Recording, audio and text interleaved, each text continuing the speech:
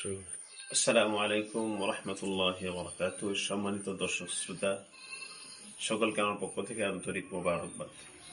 পবিত্র ঈদ উল আজহা আমাদের একেবারে সন্নিকটে।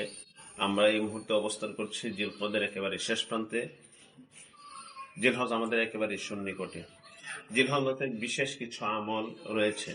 তার মধ্যে সবচেয়ে গুরুত্বপূর্ণ আমল হলো জিলহজ মাস আসার আগে আগে শরীরে হাত পায়ের নখ, মাথার চুল এবং শরীরে অবাঞ্ছিত পশমগুলো কর্তন করে দেওয়া।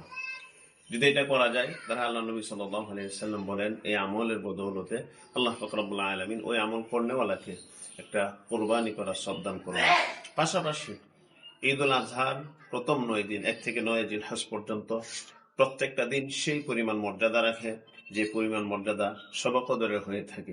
বিশেষ করে 9 জিলহজ তথা আরাফার দিন কেউ যদি রোজা রাখে, রাসূল বলেন সিয়ামু ইয়াউমি আরাফা ইন্নী আহতাসিবু আলাল্লাহি আন ইউকাফিরা আস-সানাতা আল্লাতী ক্বাবলা ওয়াস-সানাতা আল্লাতী বা'দা। রাসূল বলেন কেউ যদি 9 আরাফার দিন অর্থাৎ আরাফাত দিবসে যদি কেউ যদি রোজা রাখে, আল্লাহ পাক রব্বুল আলামিন এই রোজার বদৌলতে তার আগের এবং পরের পূর্ণ 1 বছরের গুনাহ মাফ করে দেন এবং তার জন্য মর্যাদা বৃদ্ধি করে দেন।